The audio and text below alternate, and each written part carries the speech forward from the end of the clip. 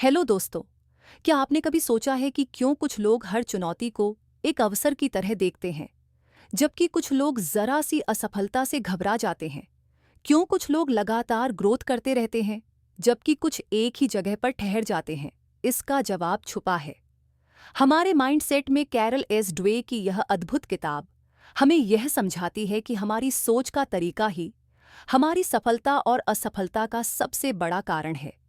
ये सिर्फ एक मोटिवेशनल नहीं बल्कि एक साइंटिफिक रिसर्च पर आधारित गाइड है जो हमें यह सिखाती है कि कैसे हमारी सोच की दिशा ही हमारे जीवन की दिशा तय करती है।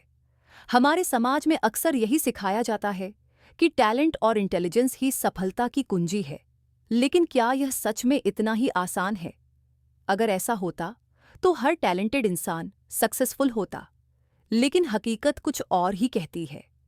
इस किताब में बताया गया है कि सिर्फ टैलेंट या इंटेलिजेंस नहीं, बल्कि हमारा माइंड सेट ही तय करता है कि हम जिंदगी में कितनी दूर तक जा सकते हैं। ड्वे ने दो तरह के माइंड सेट्स को डिफाइन किया है, फिक्स्ड माइंड सेट और ग्रोथ माइंड सेट।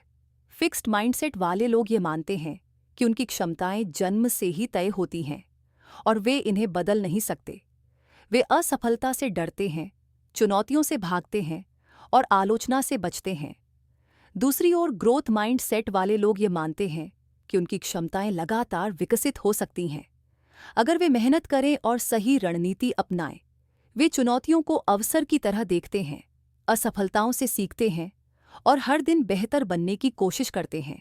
सोचिए, अगर थॉमस एडिसन, एल्बर्ट आइंस्टाइन या माइकल जॉर्डन ने यह मान लिया होता कि वे पहले से ही सीमित क्षमताओं के साथ पैदा हुए हैं, तो क्या वे अपनी फील्ड में महान बन पाते? नहीं, इन सभी ने ग्रोथ माइंडसेट अपनाया और हर असफलता को एक नए सबक की तरह लिया। इस वीडियो में हम इस किताब की सबसे महत्वपूर्ण बातें आपके साथ शेयर करेंगे ताकि आप भी अपने अंदर ग्रोथ माइंडसेट विकसित कर सकें। हम जानेंगे कि कैसे आप अपने माइंडसेट को बदलकर अपनी लाइफ में शानदार सक्सेस हासिल कर सकते हैं। अगर आप भी अपने करियर, पढ़ाई, बिजनेस या पर्सनल लाइफ में ग्रोथ करना चाहते हैं तो इस वीडियो को अंत तक जरूर देखें। यह सिर्फ एक बुक समरी नहीं, बल्कि आपकी सोच को बदलने और आपके जीवन में नई संभावनाओं के दरवाजे खोलने का एक सुनहरा अवसर है। तो चलिए टाइप करते हैं इस पावरफुल किताब के विजडम में और जानते हैं कि कैसे सही माइंडसेट अपनाकर हम अपने ड्रीम्स को हकीकत में बदल सकते हैं। Chapter 1, the mindsets.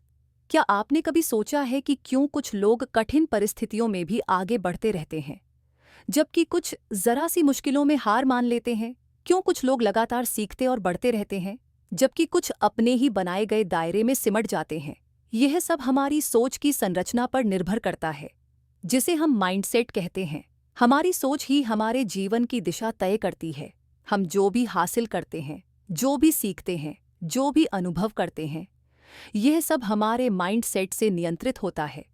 यह कोई जादू नहीं, बल्कि एक साइंटिफिक सच्चाई है। ड्वे अपने रिसर्च के दौरान इस नतीजे पर पहुंची कि इंसानों के माइंडसेट्स मुख्य रूप से दो प्रकार के होते हैं: फिक्स्ड माइंडसेट, स्थिर सोच, और ग्रोथ माइंडसेट, विकसित सोच। फिक्स्ड माइंडसेट वाले लोग मानते हैं कि उनकी क्षमताएं और इंटेलिजेंस जन्मजात होती हैं और इनमें कोई बदलाव नहीं हो सकता।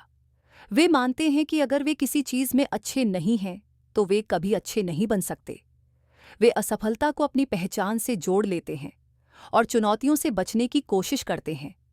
जब वे किसी कठिन समस्या का सामना करते हैं तो उन्हें लगता है कि यह उनके लिए नहीं बनी है और वे हार मान लेते हैं।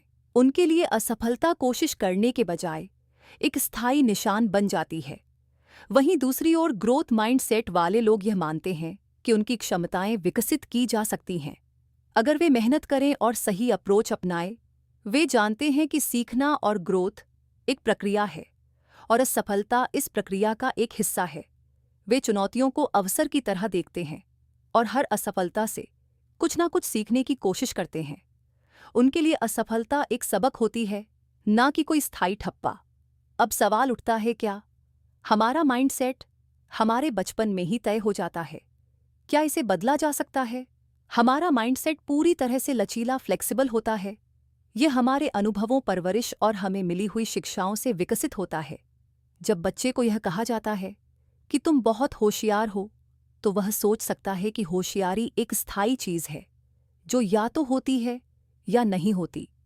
लेकिन जब उसे यह सिखाया जाता है कि तुमने मेहनत करके यह सीखा, तो वह समझता है कि मेहनत और प्रयास से किसी भी चीज़ में बेहतर हुआ जा सकता है। एक स्कूल में 2 ग्रुप्स के बच्चों पर एक एक्सपेरिमेंट किया गया। पहले ग्रुप के बच्चों से कहा गया कि वे बहुत टैलेंटेड और इंटेलिजेंट हैं। दूसरे ग्रुप के बच्चों से कहा गया कि वे बहुत मेहनती हैं और लगातार सीखने की क्षमता रखते हैं। जब दोनों ग्रुप्स को एक कठिन टास्क दिया गया, तो पहला ग्रुप जल्दी हार मान गया, क्योंकि उन्हें लगा कि यह उनके टैलेंट के बाहर की चीज़ है। वहीं दूसरा ग्रुप लगातार कोशिश करता रहा, क्योंकि उन्हें विश्वास था कि वे सीख सकते हैं। इससे यह साबित होता है कि अगर हम खुद को सीमित मानेंगे, तो हम सीमित ही रह जाएंगे। लेकिन अगर हम ये मान लें कि हम किसी भी स्किल को सीख सकते हैं, तो हमारे लिए कुछ भी नामुमकिन नहीं है। ये सवाल जितने सामान्य लगते हैं उतने ही गहरे हैं, और इनका जवाब हमारे माइंडसेट में छुपा है। हमारी क्षमताएं, एबिलिटीज और हमारी उपलब्धियां अपीलिंग या टैलेंट का नतीजा नहीं होती, बल्कि ये इस बात पर निर्भर करता है कि हम अपने टैलेंट और क्षमताओं को कैसे देखते हैं। हमारा माइंडसेट ही ये तय करता है कि हम कितनी दूर तक जा सकते हैं। हमारे समाज में एक बहुत बड़ा भ्रम ये है कि प्रतिभा, टैलेंट ही सब कुछ होती है। अगर कोई बच्चा गणित में अच्छा है तो लोग कहेंगे कि वो जन्म से ही गणित का जीनियस है। अगर कोई कलाकार बेहतरीन पेंटिंग बनाता है तो लोग मान लेंगे कि ये उसकी नेचुरल गिफ्ट है। लेकिन क्या ये पूरी सच्चाई है? क्या टैलेंट ही आखिरी चीज़ है, या फिर मेहनत और सही माइंडसेट उससे भी ज़्यादा महत्वपूर्ण है? टैलेंट एक शुरुआती लाभ तो दे सकता है, लेकिन असली सफलता उन लोगों को मिलती है जो लगातार खुद को बेहतर बनाने के लिए मेहनत करते हैं। उन्होंने देखा कि फिक्स्ड माइंडसेट वाले लोग ये मानते हैं कि उनकी क्षमताएं जन्म से ही तय हो चुकी हैं। अगर वे किसी चीज़ में अच्छे हैं तो वे उसे जारी रखते हैं, लेकिन अगर वे किसी चीज़ में संघर्ष करते हैं तो वे जल्दी हार मान लेते हैं। वे चुनौतियों से बचते हैं क्योंकि उन्हें लगता है कि अगर वे असफल हो गए तो ये साबित हो जाएगा कि वे उतने टैलेंटेड नहीं हैं।